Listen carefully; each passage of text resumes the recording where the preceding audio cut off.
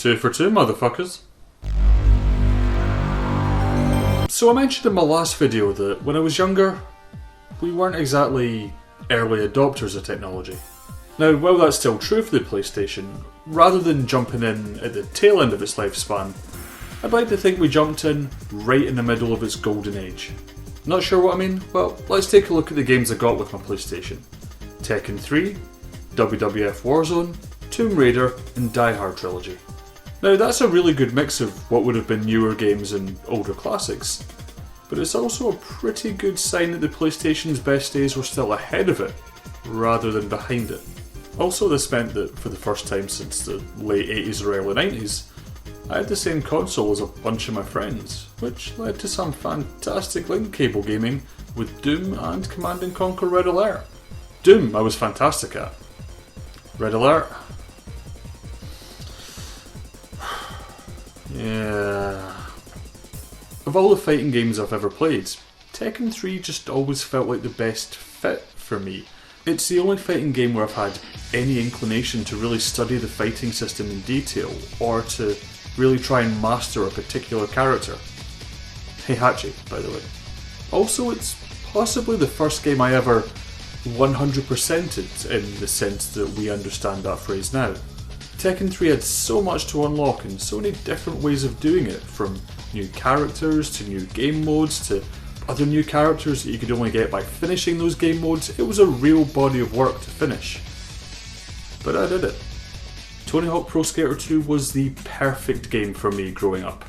It mixed extreme sports with a perfectly curated soundtrack of rock, metal and hip hop, and it was the exact game that a 16-year-old social outsider really needed. Outside the career mode, this game gives you the tools, teaches you the rules, and then lets you loose in some expertly crafted playgrounds. Chasing a higher overall score or nailing a certain run is intensely addictive. However, the amount of times that you'll reset a run after failing something early means you'll get intimately familiar with the first 20 seconds or so of every single song in the soundtrack. Although that did influence my musical tastes for decades to come, so maybe that's a good thing. I'm not usually that into driving games, but when I am, it's always arcade over realism. However, as I started getting older, I got more interested in how technology could replicate a realistic space, like a town or a city. Well, along came Ridge Racer 4. It had all the arcade handling I liked, but it had a more realistic tone than the previous games in the series. Twilight and Nighttime Races in particular are gorgeous, and for my money make it one of the best looking games on the system.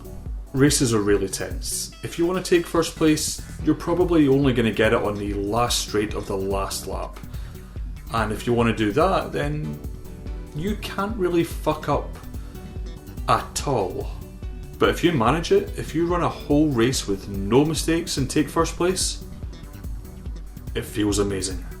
I mentioned in my last video that as a child, it took me a while to figure out what an RPG was and how to play it.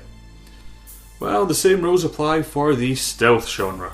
Metal Gear Solid might have been one of the first games where kill every bastard while screaming at them wasn't the point. For once, slowing down, holding back and waiting weren't just good ideas, they were necessary ones. It was also one of the first games I ever played which had a complex plot and cinematic goals that went beyond a lengthy FMV intro.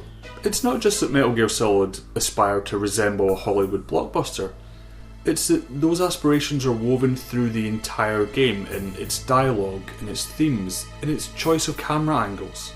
Every single bit of this game was straining to tell a story. Between the gameplay and the narrative, it brought me out of that kill every bastard while screaming mindset in more ways than one. That being said, sometimes it is a lot of fun to just kill a lot of bastards while screaming. Quake 2 is one of those games that should never have made it to the PlayStation. But it did, and it looks and runs amazingly. Sure, it's cut down from the PC version, but it's instantly recognisable as the same game. It's not just that it has the same levels, it has the same sounds, the same music, the same enemy animation and behaviour. Every bit of this is true to the PC original. And they did it on a different engine. I mean, imagine having to take your favourite film, translate it to a different language and make sure that not only is your translation accurate, but it also conveys every single nuance of emotion and intent that the filmmakers put into it in the first place. That's what Quake 2 on the PlayStation is. It might not be the best version of Quake 2, but it's definitely my favourite. So, there you go, that's the PlayStation ticked off. Let me know in the comments what you want me to look at next. Stay indoors, or we're all gonna die. Stay safe.